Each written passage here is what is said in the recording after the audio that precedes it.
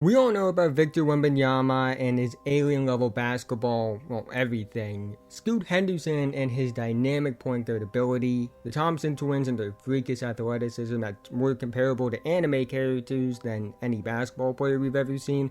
And Brandon Miller and his elite shooting ability and POA defense at his height. But the one guy in this class that is talked about but not as much compared to the others is Cam Whitmore from Villanova. Whitmore is a top 10 lock and a consensus top 7 to 8 guy on most people's boards. And while I do have Whitmore ranked as my number 5 prospect in this class, which is really high, I think people believe there's a massive gap between the Miller Amen tier and the rest of the class.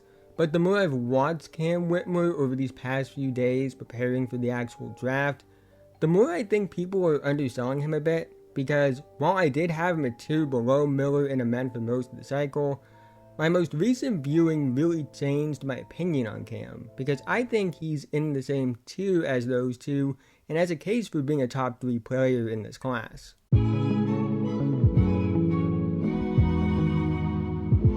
Cam Whitmore is an unreal physical talent. 6'7", 235 pounds with a 6'8.5" inch wingspan. On top of that, he has incredible vertical explosion and range, really good body control for his size, an elite second jump, the best second jump I've seen from a prospect since Zion Williamson, unreal strength and physicality, while also being one of the youngest players in the draft.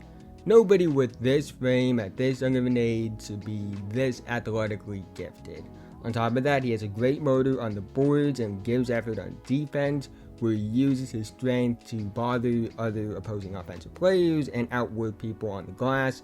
His physical tools, athleticism, and young age make him an intriguing prospect on its own, but it goes beyond that as well. I think his age and athleticism tend to make people believe Cam is a raw prospect, when that's not really the case at all. The idea that he isn't a good shooter is flat out false in my opinion. He has a good form that's really encouraging, and he's shown both on tape and in numbers that he's a much better shooter than given credit for. 34.3% on 4.2 3-point attempts per game for the season is a solid number, slightly below average, not a great one, but I wouldn't say it's a bad one either. But you have to factor in that he was coming back from a thumb injury to start the season, and it took time for him to get back into rhythm. 24% on 4.2 3-point attempts per game over his first 6 games off the bench.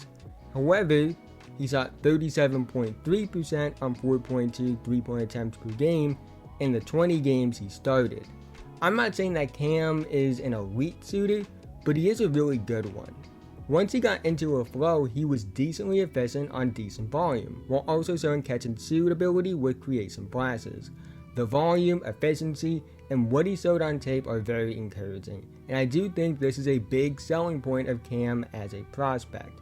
On top of that, he's an incredible cutter, he knows when to move off ball, and when you add that to the catch and shoot ability, you get a freak athlete monster off-ball scorer. Something that should translate much better to the NBA than it did in college. Just based off the fact that he's going to be playing with better playmakers, with better spacing, and overall just a better team. It probably won't be a good team, but it will be a better situation than Villanova. He has the physicality and athleticism to be nearly unstoppable going downhill. He has the potential to be a good off-dribble creator, because his handle is actually pretty good in my opinion. A lot better than I think people realize, and definitely a lot better than you would expect from an 18-year-old, 6'7", 235-pound wing forward type. He just does a lot of things on tape that make the idea of him being this super raw prospect just false. He's a lot more skilled than given credit for, and when you add that to his upside and the fact that while he has these skills and still has a ton of them to grow and is just scratching the surface of his potential, you truly see someone that could be a special player with proper development. Now, I do have Cam Whitmore in the same tier as Brandon Miller and Amen Thompson, but he is behind those two within that tier of my number 3 through number 5 prospect. And the reason for that is the playmaking. Whitmore really isn't a playmaker at all right now. He didn't really show signs of advanced creation. He didn't really show signs as a secondary passer. Now, part of that could be the system he played in at Villanova didn't really ask him to do that. And I actually don't even think he was utilized fully in general at Villanova. But I do think he is behind those two.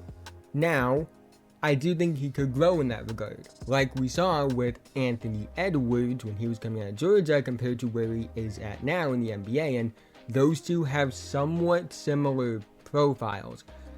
Anthony Edwards was a higher volume scoring prospect, but Whitmore has way more efficient shooting numbers, and also they were in equally bad college situations. I think that they have similar physical traits as well. Now, it's not a guarantee that Whitmore will be Anthony Edwards. Anthony Edwards has improved a lot since his days as a prospect, but there are similarities between them as a prospect. But also the point is he's not really close to either a Man or a Miller as a playmaker, the same way Anthony Edwards wouldn't be close to a Man or a Miller as a playmaker when talking about him as a prospect. Thompson is the best playmaker in this class in my opinion, and Brandon Miller is an incredible connecting playmaker, which is why those two are slightly higher than Whitmore on my board, because they have a chance with that playmaking to expand their offense even more. But I do think the fact that Whitmore is 1.5 years younger than a Man and nearly 2 years younger than Brandon Miller, while having the athleticism, creation potential, shooting ability, and motor that he does, keeps him a lot closer to those two than people believe. And because he's so young, he still has so much more room to grow, and it wouldn't shock me if he was better than those two. It's not a guarantee. Those two are higher than Cam on my board, but it wouldn't shock me at all if he ended up being the best of those three. Cam Whitmore is a player with unreal upside, a physical monster with rim pressure potential, shooting ability off the catch, creation upside off the dribble, and rebounding on both sides of the glass. He has the physical tools and athleticism you can't teach. He has the baseline skills to contribute right away. He's more skilled than given credit for, and he's just scratching the surface. He has room to grow as a self-creator. He has room to grow as a shooter. He has room to grow as a playmaker even. It's not a guarantee that he reaches his full potential, but he does have a chance to. And at the very least, his catch and shoot ability, cutting, and athleticism give him a high floor. He probably won't go top 3. But he does have a case. An 18-year-old that will be 19 his entire rookie season, that's 6'7", 235 pounds, has elite athleticism, is a solid shooter on and off the ball, has a good handle, has creation upside, a high motor on the glass, and high defensive potential. A player that could be a high-level scorer that makes you pick your poison between going over and under the screen because he's not afraid to shoot if you go under, and they're probably going to go under more than over because of how good of a driver he'll be. Someone that can be a roll man in the PNR, someone that can be a threat off the ball when it comes to cutting and off the catch, someone that can create offense for himself, and potentially be a good defender. That's the profile for a potential All-NBA player.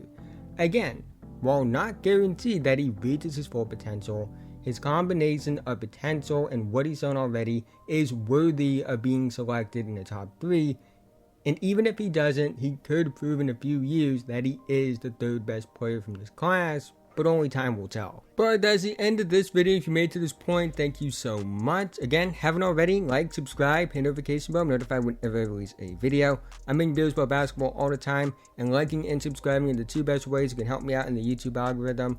Helps when people find my videos in return, helps the channel grow so I can make more content for you guys in the future. Let's try to get 100 likes on this video so YouTube will recommend it to others. Let me know what you think about Cam Whitmore in the comment section below.